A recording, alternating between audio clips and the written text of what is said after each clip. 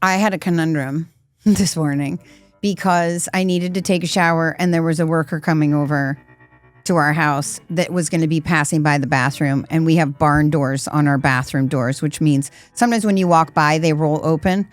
So I panicked and I was like, how am I going to take a shower? There's going to be a worker passing by. I'll go and take a shower in Coco's bathroom.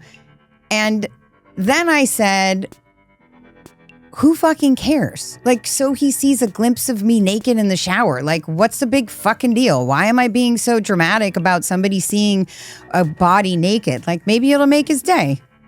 Do you think that's because you're getting more comfortable with who you are in your skin, or because you didn't think he would care to look at you because you're in your 50s? I don't think I thought anything about my 50s. I think I'm just living more of a fuck it. Who the fuck cares? Welcome to Talk 50 to Me. Talk 50 to me.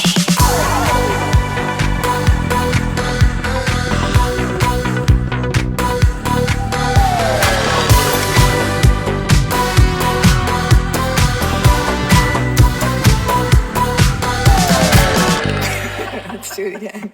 Hi, Constance. Hi, Heidi. How are you besides being afraid to be naked in front of a worker that you're obviously attracted to? I hadn't even seen him, okay? Now, if he was, young and cute, maybe I would have had a different vibe.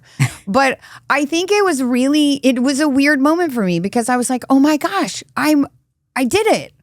I'm in my fuck it. Like, whatever. Why am I doing that to myself? Like, I took the power away from, I'm going to say the man because he was a man in my house, but I took the power away from someone else and I gave it back to myself.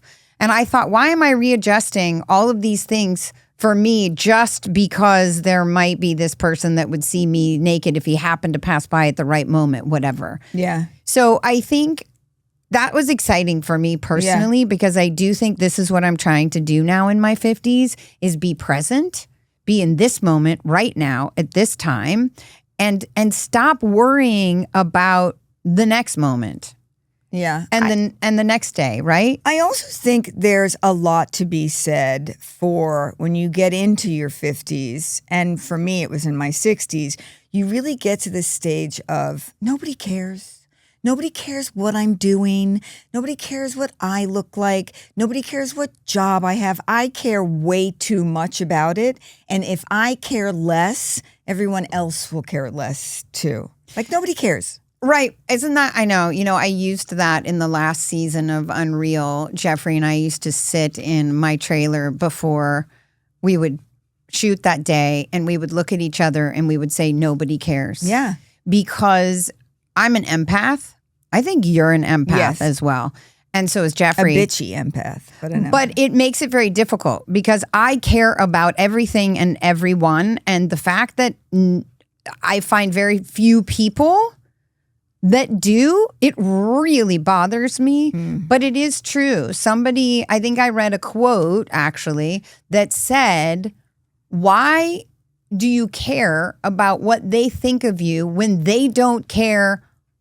No, wait, hold on. It was, why do you care what they think of you when they aren't even thinking of you? Correct. Everyone's thinking about themselves.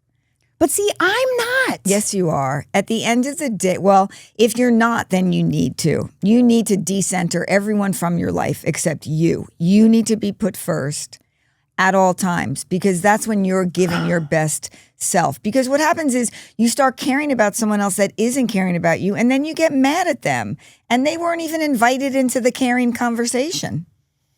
I struggle with that a lot. So I think what we've discovered is that maybe you need to care a little bit more about yourself and a little bit less about other people and a lot less about what other people think in your 50s. I'm going to try. I'm halfway through my 50s. So does that mean I have 5 more years to figure it out? I will hold your hand. Okay. I did come up with something, though, the other day because I was trying to figure out acronyms. That's a weird obsession. And I thought, 50 stands for fuck it. I can't even remember my own fucking acronym. I wrote it down. Welcome to Brain Fog 101. Okay, let me read to you what my acronym was because I thought it was so good I couldn't remember it. Okay, I think I found an exciting new acronym for 50. It is. I'm not cutting anything out that you damn said it. before this. There's Okay. no fucking way. Here's what it is. 50 stands for fuck it, fight toward you. That's beautiful. You should get that on a fucking t-shirt. Right. Okay. Let's talk to our first guest. Let's go. Here we go. Today's guest is someone who does care, who I have been lucky enough to know for over 20 years. And she has never once failed to make me laugh or say something kind, even though the characters that she plays may say otherwise. With her over 130 plus credits, she's built an incredibly versatile career. In her 50s alone, she wrapped 6 seasons of Lucifer, finished Suits, starred with Melissa McCarthy and Amy Schumer in Unfrosted, stars in Mother of the Bride with Brooke Shields and the new Goosebumps TV show, who also has become the hostess with the mostest at more award shows than I can even count. Needless to say, she's making her 50s look absolutely effortless. Please welcome the fucking hilarious and radiant Rachael Harris. Yay. Oh, I'm good. I can go now. Okay, thanks for joining Right. us, and we'll see you next Thank time. you guys so much. I'm going to get a copy of that and send it to my publicist and be like, you use this.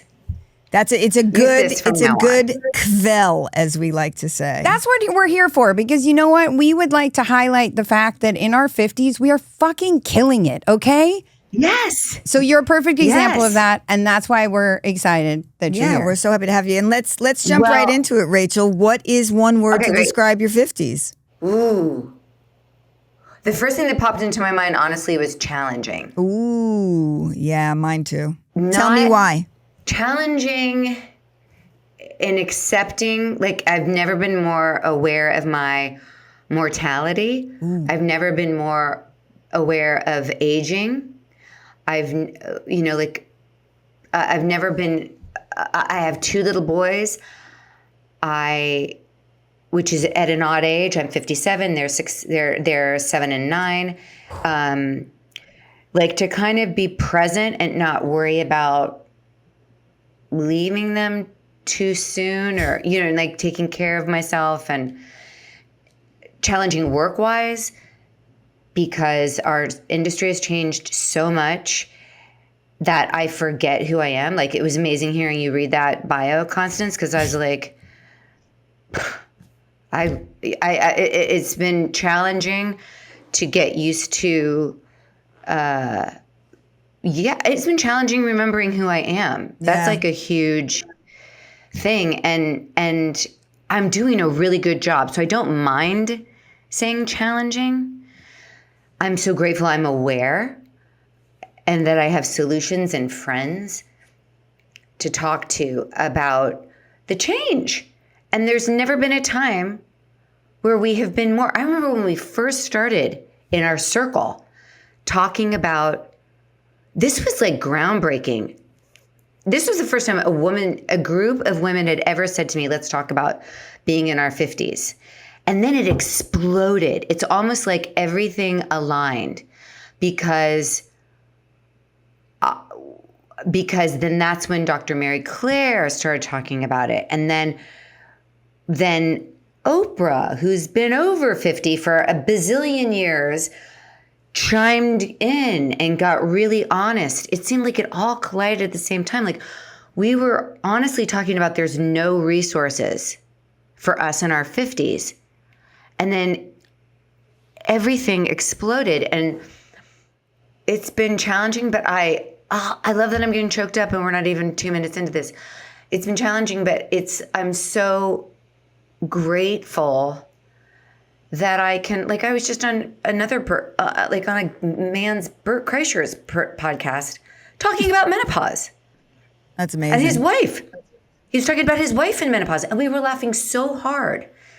And Bert was like, oh, menopause. And he was like, she's got this, and she's got night sweats, and she's got her medication, and she's on the estrogen. Like, I was like, this is amazing.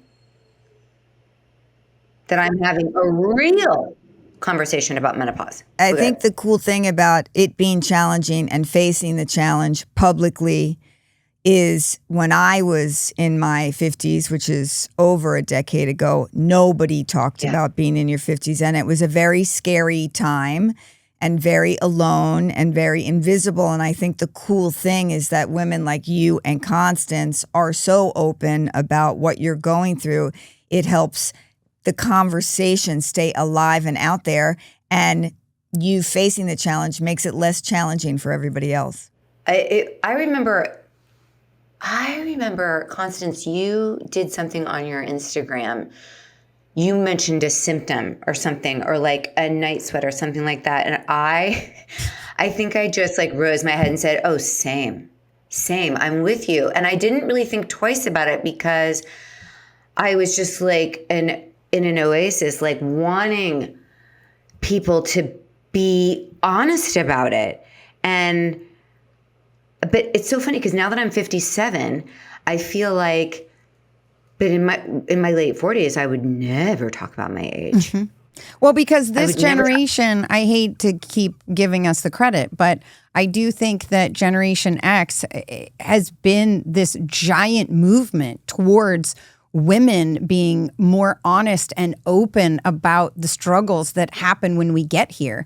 And I have been saying that everyone's favorite actress is in their 50s right now.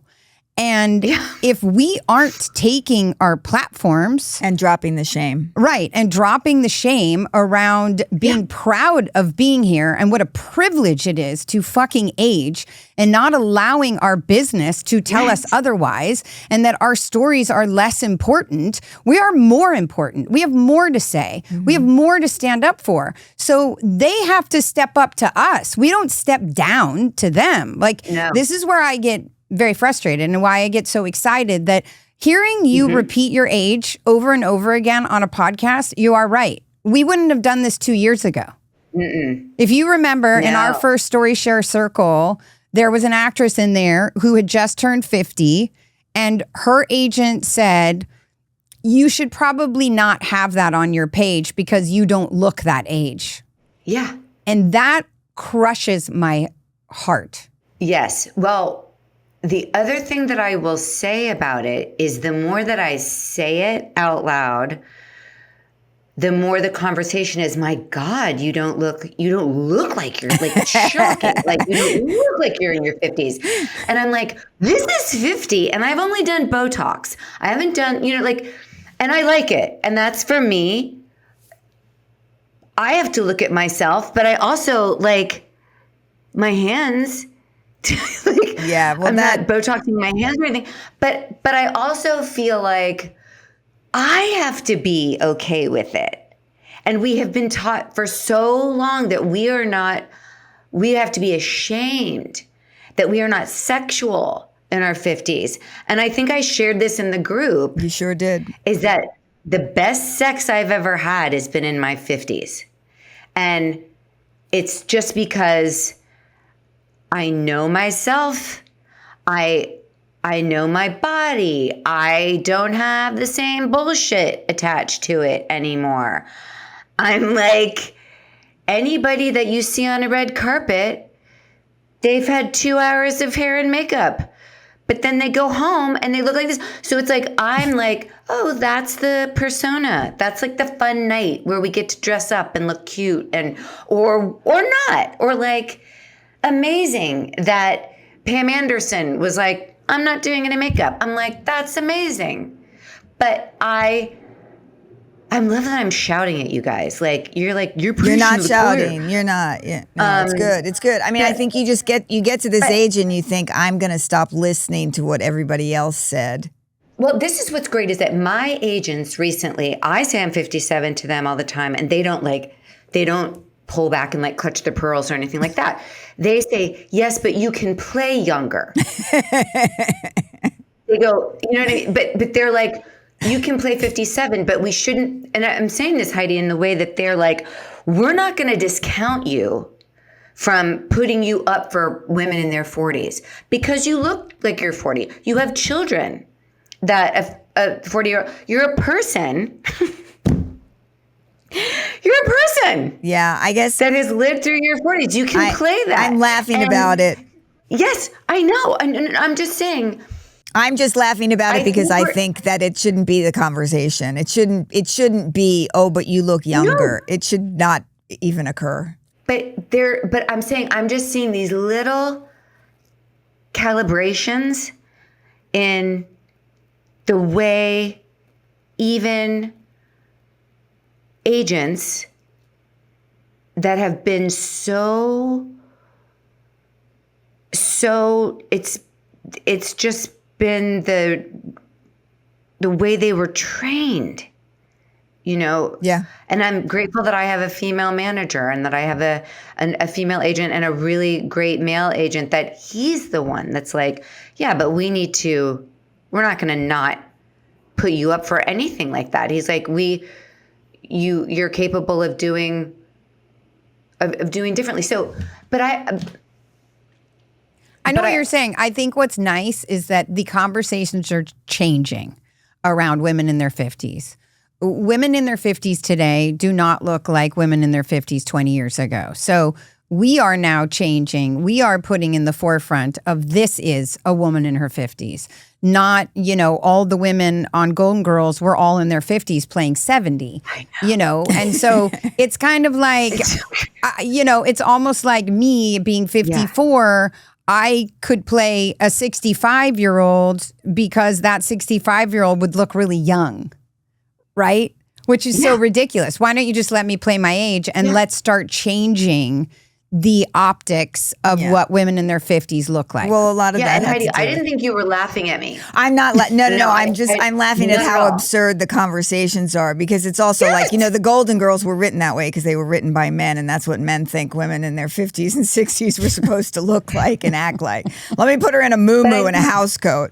By the way, I do love a good muumuu. I do. Oh. So I'm definitely not laughing at you. I know you're not, and I know you. So I have a question for you. What do you wish that you knew before coming into your 50s? I wish that I knew, because I've always been that person that's like, oh my gosh, in 10 years you're going to look back at these pictures and think, why didn't I appreciate who I was? Like my mom and my older friends were like, dude. So that it wasn't that. It was, I think I wished before coming to my 50s that I knew that every single woman, no one gets a pass on menopause unless they've had like a hysterectomy in their early 30s and they already did it. But I mean, like, even then they have an early menopause, so to speak, right? And that I wish back then that I was ready to take estrogen and progesterone, because just out of sheer vanity, and also night sweats were killing me. I just was like, this has got to go. And I wish that I'd had it so normalized that this is a conversation. Like, okay, when you get pregnant, you take folic acid, you do this. I wish that I had known. I wish there had been as much information as more than a month in med school. Yeah. That they had people talking about menopause. I wish that that's a really good question. I'm sorry that it's taking me so long to answer, but no, I think that's a good answer. It's a really good answer. But I also think that I would have known that you're still going to be strong and vibrant and like amazing in your 50s. Yeah. That's what I wish that I had known, that like. It doesn't end. Yeah. And yeah. You just said something so interesting though, about, you said you're going to look back at pictures of yourself and say, oh, like, I wish I liked how I looked then, or I assume that's what you were leaning towards. So when you look in the mirror now, do you like what you see? Because you should. Yeah. No, I like what I see. But it's also been like, oh, this is like, I've been disciplined to know, like, this is what I need to do to be where I like to be. And it doesn't matter what anybody else is what they want to look like or what they want to feel like, but it's more about how I want to feel in my body, in my, like some people were like, you should cut your hair. Ugh. You know, like you look, and I was like, no, I'm going to try to make it as long as Donatella Versace. Thank you, same. And I'm not serious, but it's like, I'm really getting into that space of like, no, what do I want my hair to look like? Fuck it if people are like, she's too old to have hair that long. Why is she making her lips on the red carpet look like DSL lip? I'm going to be like, because I like it. I don't do it with my children whenever, but because I'll do it till I don't want to do it anymore. Yeah, and also this is what the 50s. This is what the 50s should be. Yeah. Is it should be? I've been trying to get this to catch on, but it's more than the menopause movement because it's so much more than that. It's the me movement. It's about the time of doing things for me. You still have young children, but you're still making choices for you, and that is going to change the way you parent. It's going to make you stronger and more present and in this moment because of everything you said before, right? So I would ask you. The hair thing is pretty fascinating. The hair thing's great. I got to tell you, because I get the hair thing, like, Constance just told me to trim my ends today. By the way, I said trim your ends. She didn't tell me to cut my hair, but the haircut thing, I get the haircut thing, like, you should have a bob. You should cut, like, they want me to cut my hair and start shopping at Chico's. No offense to Chico's, but it's not going to happen. No offense to Chico's. I mean, once in a while, they have a good thing. A nice chunky beaded necklace and a short bob. Let's fucking go.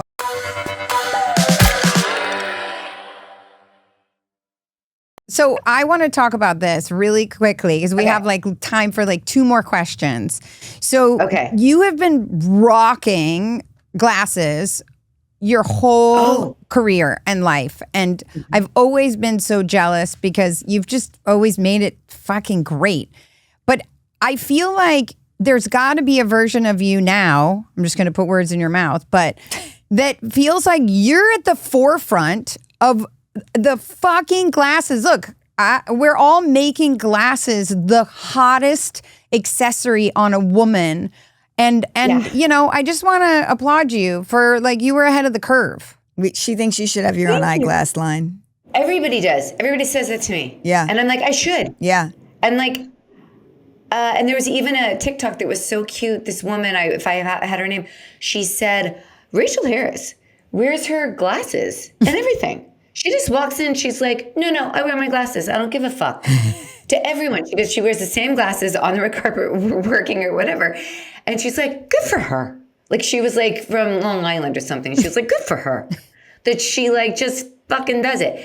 But what is so ironic is, you guys, I just said a couple of days ago, I feel like I need to change in my lenses. So I was going to go down to Warby Parker because I live near and just do a little bit of change. But I love my dark rim glasses so much. I feel like they're a part of me. I don't feel like I look like myself when I don't have glasses on. And also I can't do contacts. But everybody since now has told me, oh no, it's totally different since you tried contacts 20 years ago, you ding dong. They're like, you don't feel them anymore. I like your glasses. Work-wise. Don't give up your glasses. I do. Okay. But I would like to switch it up. Okay. I'm going to try. All right. But I don't know. But now that you guys tell me that, I'm like, oh. I know. It's you. I think Warby Parker needs to make a frame called the Rachel, quite frankly. I think you're absolutely right. Well, we said it here, so it's going to happen. Yeah. Listen, I spent $8,000 having trifocal surgery so that I don't have to wear glasses or contact lenses anymore, and I can see distance and read with nothing, and it's been magical. You had trifocal surgery? Yeah. They actually implanted a lens in my eye. That's what turning 64 is. Ooh, well, my mom had Fuchs dystrophy. Yeah. Yeah, but on her eyes. But I miss, to be honest, I miss the look of my glasses. Yeah, don't you now wear glasses that are just I don't. glass? I'm like not. don't have a prescription? I don't. Oh. I know people who do. But okay, Rachel, we have Okay. two more Why do you questions like, for I you. don't. You love your fresh eyes. I know. No, the other thing I was going to say is I did a red carpet the other day. Even it has been, I'm not kidding you, like 10 months since I've done a red carpet. But and I didn't wear my glasses, and I was like, oh my god, my glasses hide like this stuff. And I'll tell you where my brain goes when I see photos of myself like that. I go, oh my God, I need a lower bluff. I need to like get rid of all this underneath. Isn't that so sad? And so what I had to do is I was like, no, I love this. I'm alive. Like Constance, I go back to, it's a privilege that I am getting older. And also I think because of my young kids, I'm worried about doing anything. I can't afford it right now anyway. Everything's so expensive, but it's also like I don't want my kids it's all about how I frame it, right? It's like if I say, Mommy I wasn't happy with this part of my face, and I wanted it to look a little bit different, so I did something that I could control and that I wanted to do. But then also I don't. But It's a so I was just like conundrum. trying to make peace with like, yeah. It's a constant What? conundrum. Yeah. Anyway, so we have would two more love questions. for you to give advice to the next generation of women entering their 50s. What would your advice be? I would say get an amazing gynecologist, someone that can talk to you about your blood work and about your hormones. Start that stuff early. Get early mammograms. Get a baseline in your 30s. And then show up for all of your appointments. All of your. Do I sound like a mother? I love it. We like it. But I would say, don't be afraid. Like, learn about your fucking periods and your hormones, and if you want to have children, get stuff checked out. When you're 30, like start early, and because there's peace in a plan, and just enjoy being a woman. And I don't know. I would just be like, start talking to your girlfriends all the time about all of this stuff, about how we're gonna fucking kill it in our 50s. Because like, I guarantee, Constance, like, if we had all been talking about that stuff in our 40s, like between our friend groups, nobody would have fallen off a cliff. Agreed. You would have said, "Oh, dude, get ready. Where are your hormones at?" Right. You know what I mean? Like, it would have been just so. Like when you get a cold, oh, what were your symptoms? Oh, did you have that scratchy throat? And then Yeah, or it whatever. should be- So We Yeah. just have to That's- release the shame around understanding Aging. that aging is aging. And if that's- we share and communicate, then we won't feel alone. It's And when that's you why feel we like have a you're alone. podcast. That's why we have this podcast. We have one Yeah. more question to ask you. Yeah, we have this Okay, podcast okay. because we want women to enter their 50s with joy. So this Okay, is good. a surprise Yeah. question. We Good. don't know what it's going to be. okay. Get ready. When is the last time you told yourself how awesome you are?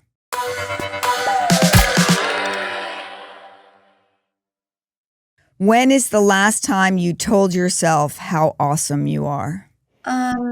Probably yesterday. I love it. And why? Yeah, well, because, or I say like, you did a great job. You did a good job. It was back to school night with my kids, for one of my sons, and I went with my ex-husband and his partner Aaron, who I love so much, like his girlfriend, like their bonus mom, stepmom, and I love them. And that relationship hasn't always been super easy. And I was introducing Aaron to like to the other parents, and I was like, this is Aaron, and she's the kid's stepmom, or I was like, she's my ex-husband's partner. And I was getting so nervous, like around all the other parents and I was like, and then I was like joking. I said, we're actually a throuple. And then they started laughing. I said, we're not a throuple. And then, and I thought it was funny, but then I realized it might have been uncomfortable for Aaron. And so I just sent them an audio message last night saying, hey, I apologize if it was clumsy, if I made you feel awkward or anything like that. And then I think when I was done sending that message, I said, that was a really great job, like to myself. Like I was like, you did a really good job. And it's okay that you did it imperfectly. And I'm really proud of you. Like that's like what. That's awesome. Well, we think you're awesome. I love that. And you did a really good job with us today. And we thank you for being here. Yeah, you're doing a great job. You're doing great. Okay? We love you. You guys. Well, Constance, I'm just so happy because when we did our big thing, like our first midlife monologues thing, you were really talking about how it was bleak, when you had like gone off that cliff. And to see what you have done since December is fucking phenomenal.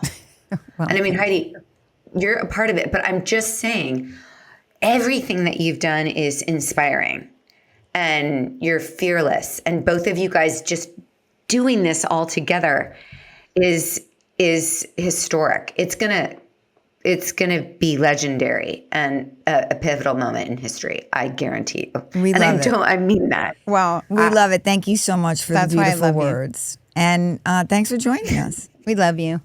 Thanks for having me, ding dongs. All right. I love you guys. So we had stopped recording and Rachel said something so interesting that I want to repeat, that she also was saying that she thought she was going to come into her 50s and she was going to eat whatever she wants and that she would be like put out to pasture and she would be able to just like go and whatever, fuck off and who cares. Except now it's been the opposite, that she has never felt more like she wants to soar and fly and flourish in her 50s, and that this is what is the tale that we're not being told, is about how your 50s can really empower you, not take you down. Yeah, it's not listening to the voices out there, because as she was growing up, the voices were saying, as she said, 50 is dead. And 50 is absolutely not dead. And I think what's so interesting about talking to Rachael and talking to a lot of the women that we've talked to is, if you're just a regular person out there in the world aging, never underestimate how fucking difficult it is for actresses who have to put themselves and their faces out there on a daily basis, who have literally just been beaten up since they were 30. It's really depressing, quite honestly. And I feel bad that we don't just let, Kate Winslet talks about it all the time.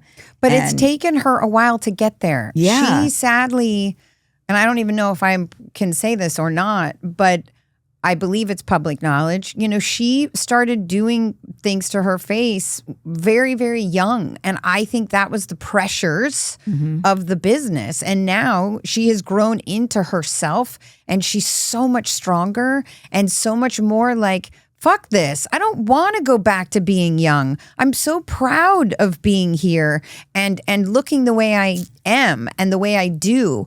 I don't want to mask that anymore. I don't want to, Andy McDowell talks about it all the time. I don't want to be younger. I did that already. I would like to live in this moment and know what this is without being criticized for doing it. Yeah, and I know we give celebrity like a really shitty name sometimes, but I think it's been such an important part of the Talk 50 to me and aging process, because when Halle Berry comes out and says something, people listen and you feel less alone. And so it's wonderful to have guests that are really opening up about what a struggle it is to watch yourself age on camera and age out of a business. That's, just a ridiculous fucking concept. Yeah, I never thought I was coming into this business doing something that I love and that one day I would be considered not valuable anymore just because of the way I looked. My talent has gotten better. Yeah, it's fucking mental. Anyway, that's all the time we have for today. We end on that note. We'll it's end fucking on that mental. note. Thank you for joining please let us. Age. Thank you for joining us. And bye now. Okay. Not yet. Bye now? Bye now. No. No. We have to give all the information first. Right. Do you want to do it? Do you want me to do it? I'll do it. If you want more Talk 50 to me, and who the fuck doesn't, Follow us on Instagram, subscribe to our email list, or get TFTM updates and announcements. Have a question? DM us on Instagram at Talk50to Me, or email us at talk50tomepod@gmail.com. Send us questions, send us thoughts, send us anything. Gifts are welcome. Please like and subscribe wherever you find your favorite podcasts. And that is it. See you next Tuesday. Bye now. Talk 50 to Me with Heidi Clements and Constance Zimmer is produced by Alex Beatty, recording engineer Aaliyah Walker, editing by Zaleen Hassi, music by Matt Friedman, production services provided by A4S Podcast Studios, a Talk 50 to Me LLC production distributed by the Forward Network.